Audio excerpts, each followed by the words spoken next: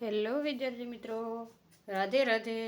તો આજે આપણે એક નવા વિડીયો સાથે આવી ગયા સવી કે જે પણ વિદ્યાર્થી મિત્રોએ ટેટ 1 પાસ હોય અને વિદ્યા સહાયક ભરતી 2026માં જેણે ફોર્મ ભર્યું હોય, જે આપણે 11,000 વિદ્યા સહાયકની ભરતી છે તેમાં, તો કે આજે આપણે છે ને 2024માં જ્યારે 5,000ની ભરતી થઈ હતી ને ત્યારે કેટલા ટકા કેટેગરી વાઇઝ જગ્યા આપી હતી ને અને 2026માં જે 11,000 ભરતી છે એના બેને અંદાજિત ટકાવારી અહીં આપણે સરખામણી કરવાના છે કે કેટલું મેરિટ અને કઈ કેટેગરીમાં કેટલી જગ્યા આવી શકે છે. બરાબર, તો પહેલાં તો આપણે જોઈએ કે તમે જુઓ ને 2024માં 5,000 શિક્ષકોની ભરતી થઈ હતી. બરાબર, તો કે ત્યારે કે જગ્યા કઈ રીતે 5,000માંથી વિભાજિત કરવામાં આવી હતી કેટેગરી વાઇઝ.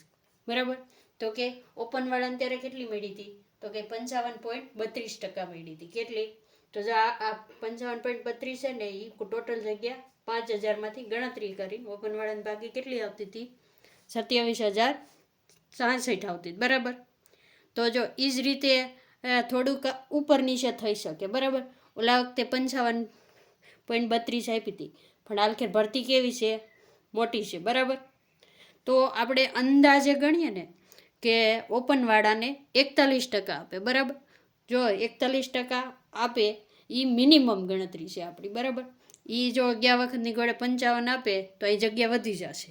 બરાબર, જો 41% આપે ને તો 4510 ઉમેદવારોને ઓપનમાં જગ્યા મેરિટમાં નામ આવશે. બરાબર, કે શિક્ષક તરીકે એને નોકરી મળી જશે. અને ઓપનમાં છે ને હંમેશા મેરિટ કેવું હોય છે? નીચું હોય છે. એટલે ઓપનમાં જેણે પણ ભર્યું હોય ને એને કોઈ ચિંતા કરવાની જરૂર નથી. બરાબર, શું કામે તમને ખબર છે કે પહેલાં સાયન્સવાળાની જગ્યા ભરાય, પછી ઓપનવાળાની ભરાય અને પછી કેટેગરીવાળાની ભરાય. ત્યાર લગભગ જ્યારે ઓપનના જગ્યાઓ પૂર્ણ થાય ને ત્યાં લગીનમાં લગભગ કેટેગરીનું પણ ફૂલ થઈ જાય છે.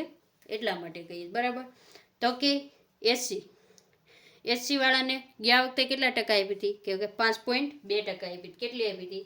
5.7 આપી હતી. એની ગણતરી કરીએ તો 5,000માંથી 80ના ભાગે ખાલી 285 જગ્યા જ આવી હતી. કેટલી આવી હતી? 285. બરાબર, તો ઘણા આમાં 90 ઉપર માર્ક હોય અને કે ઉંમર મર્યાદા ન થઈ હોય તો એ ઓપનમાં તો લઈ જ શકે. તમે ભલે કેટેગરીમાં ફોર્મ ભર્યું હોય પણ જો તમને એવું લાગે કે મને ઓપનમાં મળી જશે તો તમારે ઓપનમાં લઈ લેવાનું. બરાબર, એ જ રીતે આ વખતે તમને 5.7, તો ભરતી 5,000ની હતી તો આખરે 11,000ની છે, તો આપણે 60% લેખે ગણતરી કરી તો કેટલી જગ્યા થાય? 770. બરાબર, એ જ રીતે તમે જુઓ તો એસટીને ગયા વખતે 2024માં કેટલું હતું? 13.56 અનામત હતું. બરાબર, ટકા. તો એની જગ્યા કેટલી થતી હતી? 678. તો આ વખતે આવે તો કે 15%ની ગણતરી રાખે છે આપણે. જગ્યા મોટી છે એટલે થોડી વધારે ટકાવારી પણ આવશે આની આજુબાજુ. જો આપણે 15 ગણ્યું ને તો તમારે 15 આવી શકે, 17 પણ આવી શકે અને એનાથી 2-3 ઓછું પણ આવી શકે. તો જો તમારે ગણતરી કરવી હોય ને તો 12%થી 17% લખીને વચ્ચે જ આવશે. બરાબર, આપણું એનાલિસિસ છે. તો એ રીતને તમારે અંદાજ લગાવે ને તોય તમે લગાવી શકો કે 12થી 17%ની વચ્ચે જગ્યા આવશે. આપણે ભલે અંદાજ માર્યો પણ આપણો અંદાજ સાચો પડશે એવી આપણે 100% ગેરંટી ના આપી શકીએ, પણ આ રીતનું આપણે કહી શકીએ કે 12થી 17ની વિશે જ જગ્યા આવશે. બરાબર, પછી તો કે એસીબીસી સૌથી ઝાઝા જો કોઈ રહી ગયા હોય ને મેરિટમાં અને જેનું મેરિટ ઊંચું ગયું હોય ને તો એસીબીસી, કે ઘણાને 90 માર્ક ન હોય, પછી ઉંમર પણ નીકળી જતી હોય તો એને વગર કીધે કેટેગરીમાં લેવું પડ્યું હોય. એના કારણે અહીંયા 15.18% આપ્યું હતું તો કે 769 જગ્યા હતી પણ એમાં મેરિટ ઊંચું ગયું હતું. બરાબર, ઘણાને વારો ન થયો, ગયા વખતે રહી ગયા હતા. બરાબર, પછી તો કે આ વખતે છે ને બધાની માંગણી થોડીક વધારે છે. તમે ન્યૂઝ જોતા હોય તો થોડા 27થી 28% કરવાની માંગ છે. બરાબર, તો આપણે 27% લેખે ગણીએ તો 2970 જગ્યા આવશે. બરાબર, અને આ મેરિટ અત્યારે આપણે કહીએ એ ખાલી અંદાજિત છે. ફાઇનલ ક્યારે ખબર પડે કે કેટેગરી વાઇઝ કેટલા ફોર્મ ભરાણા અને કેટલી જગ્યા આપી સરકારે, બરાબર, ભરતીમાં કેટલા ટકા આપ્યું એના આધારે તમને સચોટ માહિતી મળી જશે. જ્યારે પ્રોવિઝનલ મેરિટ આવે ત્યારે તરત જ ખબર પડી જાય કે આટલા ટકા આટલા ફોર્મ, તો કે બધાનો વારો આવશે, રહી જશે, એ રીતે, બરાબર. મેરિટ ઊંચું જશે નીચું જશે એ બધું મળી જાય. હવે ઈડબ્લ્યુએસ જો ને તો તમને ખબર છે ઈડબ્લ્યુએસમાં 10% અનામત છે, એની કોઈ કેટેગરીમાં વધઘટ ન થાય. કેટલું છે? 10%. તો કે 5000ની ભરતી હતી ને તે 10% લેખે ગણીને તો 502 જગ્યા આપી હતી, બરાબર. તો આ વખતે 10% લેખે ગણીએ ને તો 1100 જગ્યા આવે. કેટલી આવશે? 1100. તો જોઈ લો તમે, આ બાજુ આપણો ટોટલ છે 5000ની ભરતી હતી તો 100%, 11000ની ભરતી તો 100%. હવે તમને એમ થશે કે આ મેરિટ તો જોયું, તો કે સૌથી પહેલાં કોની જગ્યા પર હશે? તો કે સૌથી પહેલાં છે ને કોની જગ્યા પર ખબર છે તમને? સૌથી પહેલાં આપણે આને જવા દઈ અને પછી કહું કે સૌથી પહેલાં છે ને સાયન્સવાળાની જગ્યા ભરે, બરાબર.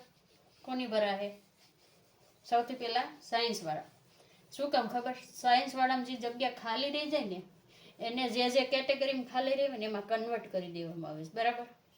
તો કે સૌથી પહેલાં કોની જગ્યા ભરાશે? તો કે સાયન્સવાળાની. સાયન્સ આમ નહીં, સાયન્સવાળાની જગ્યા સૌથી પહેલાં ભરાશે, સૌથી પહેલાં, બરાબર. શું કામ? તો કે સાયન્સવાળા છે ને એટલે બધા મળતા નથી. દર વખતે સાયન્સવાળાની જગ્યા શું થાય છે? ખાલી રહી. પછી જો સાયન્સવાળાની જગ્યા ખાલી રહી ને તો એને જે કેટેગરીમાં ખાલી રહે ને એને કેટેગરી વાઇઝ કન્વર્ટ કરી દેવામાં આવે છે. કન્વર્ટ